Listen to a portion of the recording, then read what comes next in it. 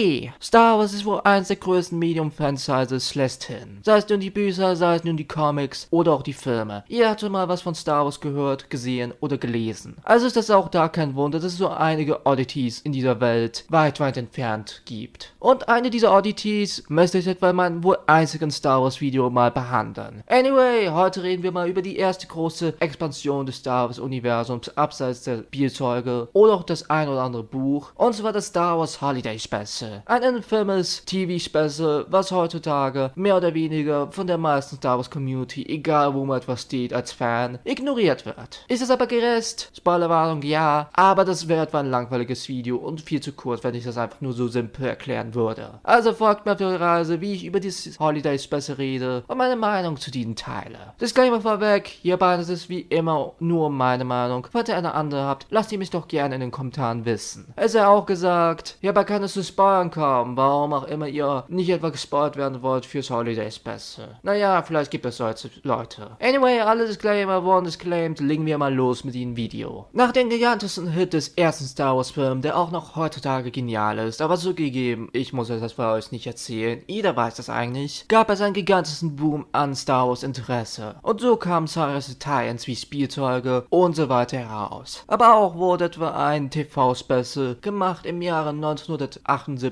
ein Jahr nach A New Hope, was heutzutage, wie gesagt, in einem infamous Ruf steht. Das Star Wars Holiday Special wurde angedacht als ein Special, was vielleicht in Zukunft jedes Weihnachtsseason oder so ähnlich laufen könnte. Und wie wir alle wissen, das ist nie passiert, denn dieses Holiday Special kam weder bei den Kritikern noch bei Fans oder sonstigen wirklich so gut an. Mit den Holiday Special hat man angestrebt, mehr von Star Wars zu bringen, aber auch ein weihnachtliches Special zu bringen. Und dieses Special, dieses Festival Special, naja, wo kann man denn etwa hier nur anfangen? Sollen wir etwa anfangen mit dem Fakt, dass es eine Variety Show ist? Variety Shows und Variety Specials können spaßig sein. Vor allem, wenn man eher mal in das Komödiantische geht, also Comedy Skits und so weiter, kann das manchmal wirklich genial sein. Das Star Wars Holiday Special dagegen, naja, um es mal nett auszudrücken, der Variety-Aspekt macht zumindest dieses Special nicht so langweilig, wie es sonst hätte sein können. Aber was nun der Plot dieses Specials? Han Solo und Chewbacca müssen etwa auf Kashyyyk landen, um etwa mit Chewbaccas Familie mehr oder weniger Life Day feiern. Aber die kommen nicht etwa so richtig etwa da an und wir sehen mehr oder weniger die Antics von Chewbaccas Familie, die alle in ihrer Sprache reden ohne Untertitel, was es etwa sehr schwer macht, zu wissen, was sie überhaupt sagen. Und an sich, auch wenn es mit Chewbacca gut funktioniert hat, so doch hatte er einfach einen Fool mit Han Solo, der ihn mehr oder weniger auf eine Strecke gebracht hat, dass viele der Zuschauer wussten oder ahnen könnten, was Chewbacca meinte. Hierbei hat man das irgendwie nicht. Später hat man das ein wenig, aber so doll ist es auch nicht. Und da beginnt unser erstes Problem. Chewbaccas Familie ist zwar ein nettes Konzept auf Papier, aber wie es etwa umgesetzt worden ist grauenhaft. Die Wookiee-Kostüme hier von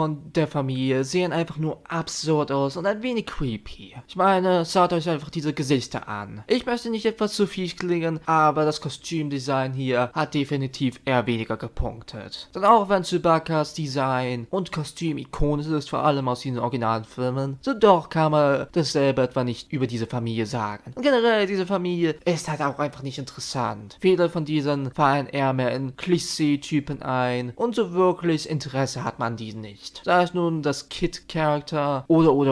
Und die Antics, die wir hier sehen, sind meistens eher mehr sowas wie die gucken eine TV-Show oder die probieren dieses Teil aus oder die machen etwa irgendwas mit ihrem Spielzeug und dann kommt daraus eine Tanzszene. Manche von diesen Segments haben ihren Charme oder sind so absurd, dass sie irgendwie charmant sind, vielleicht ein wenig entertaining sind. Andere dieser sind irgendwie einfach langweilig. Ein gutes Beispiel wäre etwa die Kochshow, was an sich etwa ein interessantes Konzept geben könnte für die Welt von Star Wars. Immerhin ist es eine Galaxie weit entfernt von uns. Da könnte man so einiges Wildes draus machen. Aber so wirklich was daraus gemacht wird halt nicht. Die Köchin hat vielleicht etwa 1 oder 2 Ärmel mehr. Aber das war es auch eigentlich schon. Es ist was eigentlich nur etwa so ähnlich wie ein reales Kochvideo. Nur mit Overacting. Und da habe ich dann Overacting erwähnt. Ja, es wird hier overacted oder underacted. Gutes Beispiel wäre da Mark Hamills Rolle als Luke Skywalker, der an manchen Stellen in diesem Film auftaucht und unter anderem eine Message an die Familie von Chewie sendet und sehr, sehr, sehr wirkt, als würde er nicht weiter gern sein. Und das kann man eigentlich über fast all unsere Main Leads aus den originalen Filmen sagen. Sie alle klingen etwa nicht so enthusiastisch über das Material und wirklich blamen kann man die auch nicht. Das Material ist nicht gut, absolut nicht gut. Manche würden sogar sagen furchtbar. Ich würde sogar sagen Mist. Ja, das Material, was man etwa hier kriegt, bietet auch nicht einfach so viel zu sich. Es ist halt, wie kann ich das nett ausdrücken? Manchmal sehr absurd, manchmal sehr langweilig. Und das ist irgendwie das Absurde an diesem TV-Special. Denn man würde mal denken, dass dieses TV-Special so ähnlich zu hören wie Dimensions in Time strebt, wie es für Doctor Who ist. Ein EastEnders und Doctor Who Crossover, was absurd ist und definitiv nicht gut ist, aber zumindest einen Charme hat. Und auch einfach nicht etwa wie eine Spielfilmlänge zu sich hat. Und das ist auch das große Problem. Wäre dieses Special vielleicht ein wenig kürzer, so doch hätte man das ein wenig geteitert, paar der uninteressanten Segments rausgelassen und vielleicht hätte man auch nicht etwa so viel öden Story-Kram hier gekriegt. Weil die Story ist zwar sehr simpel und es passiert auch nichts Negatives, aber so wirklich was tun macht man halt einfach damit nicht. Es ist halt, oh nein, Han Solo und Chewie kommen nicht etwa zum Live-Day zu Chewbacca's Familie auf Kashyyyk. Wie traurig. Weint ihr schon? Seid ihr schon traurig? Bitte seid traurig. Das ist sehr traurig. Und Darth Vader ist auch hier und imperiale Soldaten und Trooper und was auch immer. Star Wars. Ihr Kids mögt doch Star Wars. Also gebt diesen TV-Special die Ratings, das es haben müsste. Alle werden das lieben. Ihr liebt doch Star Wars. Ach ja, und es gibt auch noch ein animiertes Segment. Und das animierte Segment ist vermutlich das beliebteste oder auch bekannteste aus diesem Special. Ich meine, das Special ist definitiv Infamous, aber wenn mal irgendjemand fragt über irgendeinen Aspekt, den er vielleicht mag, über die Special, dann wird es meistens etwa auf das animierte Segment gehen. Denn das animierte Segment hat definitiv was Interessantes zu sich. Der Artstyle hat was Charmantes, würde ich mal behaupten, auch wenn das Voice Acting sehr stiff ist. Und man merken kann, dass diese Actors nicht etwa so accustomed sind mit Voice Acting. Ironisch, das zu denken über Mark Hamill. Immerhin wurde er später in den 90ern mit vielen Voice Acting Performances sehr beliebt. Unter anderem als Joker, aber das ist auch ein anderes Thema. Aber hey, wir haben den ersten Auftritt von Boba Fett, der Bounty Hunter, der super beliebt ist bei den Leuten im Star Wars Fandom und hat seinen ersten Auftritt hier. Der ist nicht gesehen in A New Hope dank der Special Edition, aber zugegeben, diese Veränderung kam viel später und zugegeben, wem interessiert wirklich diese Veränderung? Boba Fett feiert sein Debüt und ist definitiv das einzige große Ding, was aus diesem Special mehr oder weniger in Zukunft herausgeholt worden ist. Immerhin hat er sogar seine eigene Show bekommen, über die ich keine so positiven Gedanken habe. Aber ja, das animierte Segment, ich vermute, ist das interessanteste hier. Also Daumen hoch dafür. Super gemacht. Eine Sache gut gemacht. Wow. Ihr merkt, diese Review ist ein wenig all over the place. Und an sich möchte ich gerne etwa eine Struktur in meinen Videos behalten, aber mit diesem Special lohnt es sich überhaupt etwa eine Struktur zu holen. Denn dieses Special ist messy, es kommt immer irgendwelche random Dinge oder auch etwa eine musikalische Szene in der Tatooine Bar. Ich weiß auch nicht, was man hier etwa reißen wollte. Und an sich habe ich etwa nie an die Grundidee. Ist ja absurd und vielleicht nicht das, was man etwa nach dem ersten Star Wars Film haben müsste. Vermutlich, aber eine Variety Show zu sehen, was etwa die Leute im Star Wars Universum so an TV-Shows oder sonstiger Unterhaltung haben, könnte sehr interessant sein an sich. Und könnte sogar die Welt erweitern, gutes Worldbuilding sein. Aber das, was wir kriegen, fühlt sich faul an, einfach nur. Faul und ein sehr erbärmlicher Versuch an die Star Wars IP, die so groß geboomt ist, zu banken. Und das hat nicht funktioniert. Denn heutzutage kann man etwa dieses Special nicht etwa auf Disney Plus sehen. Und George Lucas selbst ist auch kein großer Fan von diesem Special. Aber zugeben, das werdet ihr bestimmt etwas schon wissen. Also so viel ins Detail muss es jetzt vielleicht nicht gehen. Ich wollte in dieses Special reingehen, was sehr trashiges, aber unterhaltsames kriegen. Was ich gekriegt habe stattdessen, war an manchen Stellen öde und an anderen Stellen belanglos für mich. Und das ist das Star Wars Holiday Special. Falls ihr das selber für euch sehen wollt, das gibt auf YouTube zu sehen. Also, worauf wartet ihr? Star Wars Holiday Special. Super. Anyway, das war's auch von mir und meinem wohl einzigen richtigen Star Wars Video. Wir sehen uns, bzw. hören uns beim nächsten Mal wieder. Euer Random. Oder so ähnlich. Bye, bye.